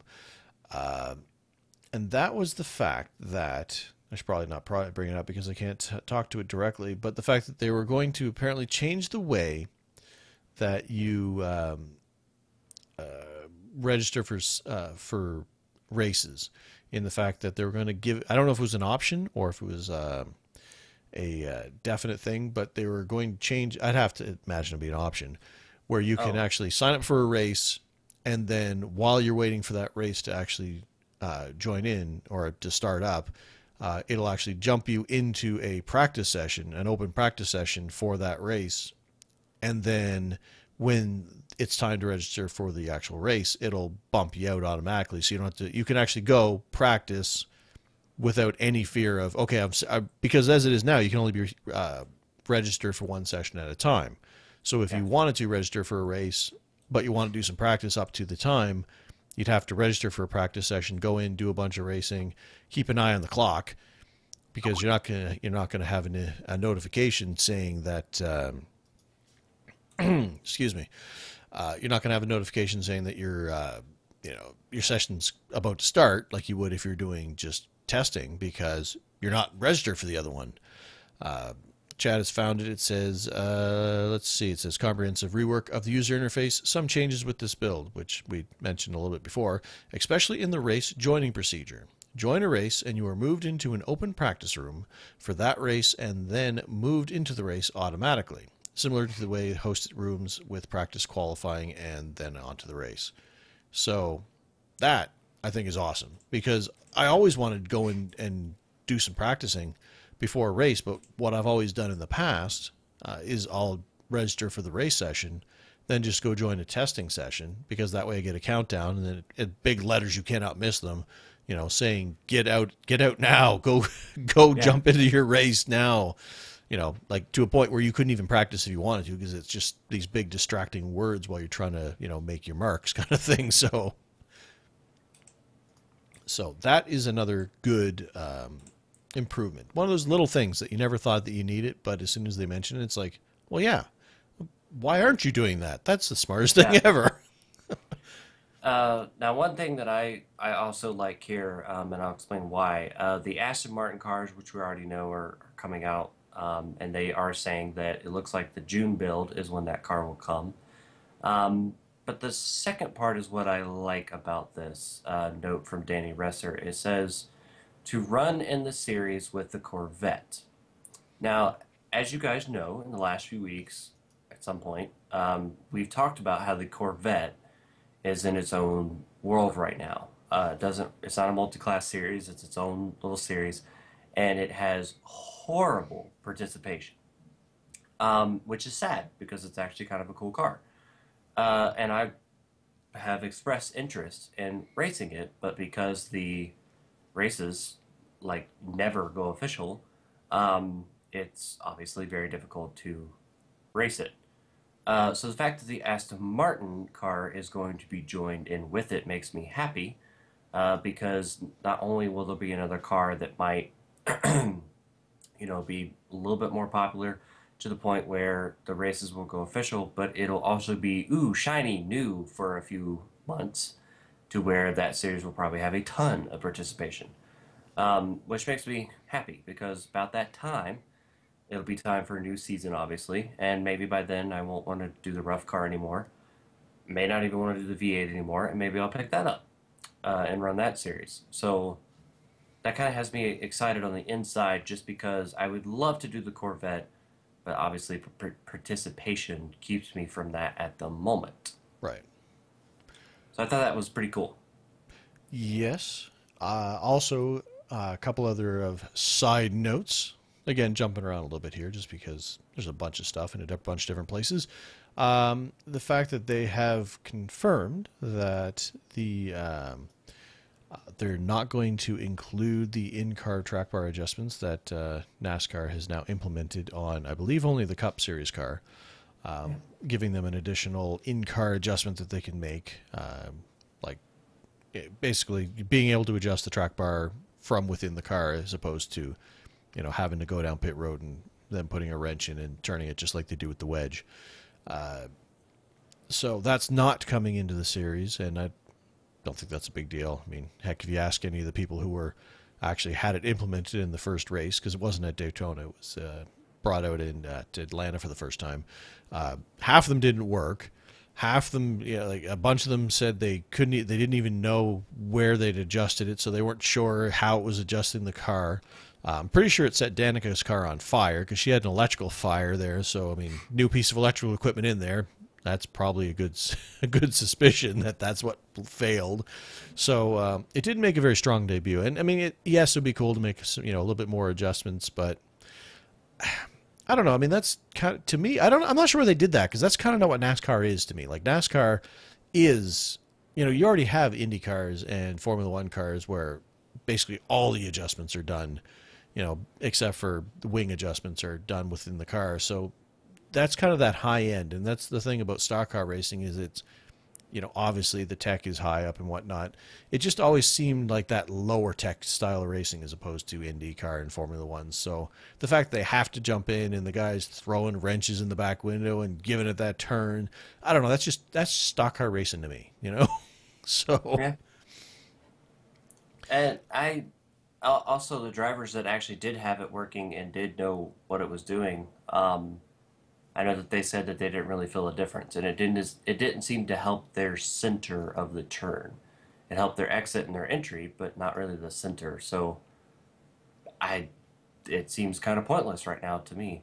Um, One other really probably not that important side note, but I think it's interesting and it'll make our people in Brazil happy. There is going to be a new server farm added in. Of course, I gave it away in Brazil, and it will primarily be used in hosted racing. A new server farm, and I gave it away in Argentina. So,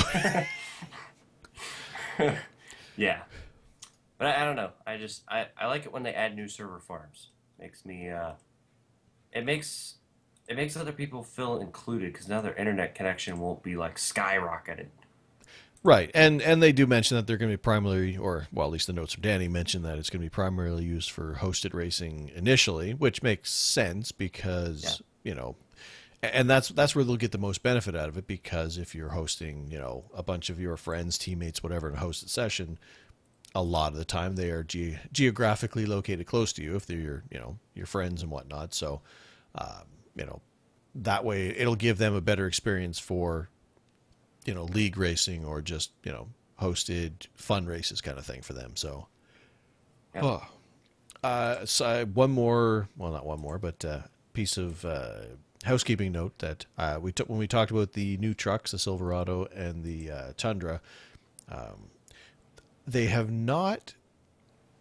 Well, actually, no, they did. I was going to say they did say soon, but they also mentioned that they were going to be starting the truck series after this build with their extended series. So they did kind of confirm that they are coming this build. But I found a couple places where it said soon, and so I wonder if they backed off from that, and I didn't notice that.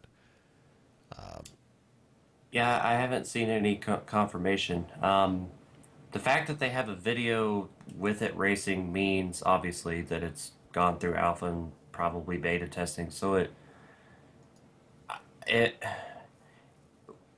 if it isn't coming in the new build, soon is not going to be the general iRacing soon, where it's like, yeah, that's coming soon, and it's like 5 years later. Like it's very close if it's not in the new build. Yeah, and I think it almost has to be because, like I said, they were tying the new truck series with their extended, the whole season version on Yeah, the open side to that new truck. They didn't start it at Daytona because they wanted to make sure they had the two new trucks in it. So I can't yeah, imagine it's not coming in this build.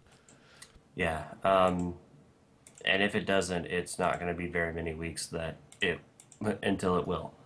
Um, Another thing to mention, which is kind of cool, and something we've talked about before, and probably throughout most of the time that we've been doing the show, animated pit crews Animated? What's are what's an animated, animated? animated pit crews are very much in the works. That's kind of really all it says, though. Yeah, that's about Um, all they said. It's like, yep, yeah, it's on the list. we're doing it. But the fact that they mentioned it probably means it's at least moving its way up the list. Yeah. So, Um, so yeah, as Trevor said at the start, had a problem, but for the most part, there's a lot of cool stuff that's already on the sim, and that's now coming to the sim that we have mentioned, and we really haven't mentioned all of it, but we have mentioned a lot of the meat of it.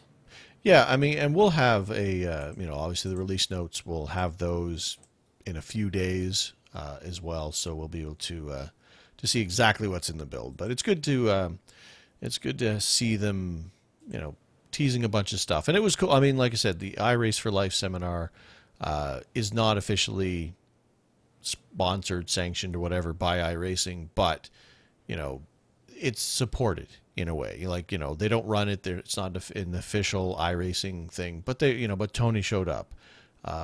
Otto showed up. I think, well, I'm pretty sure Otto, he shows up every other year. I don't know if he was replaced by Tony, but like the iRacing staff show up and they acknowledge it and they spread a whole bunch of news. Like this is, iRacing's E3 or GDC or, TGS, any of those big conferences kind of thing. Like, here's our thing. Here's a bunch of, breaking news kind of thing, which is cool.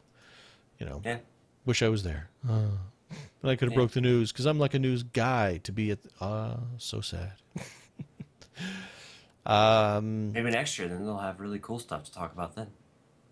See, maybe next year will be popular enough that Tony will phone me up and say, "Hey, Trevor, you know what?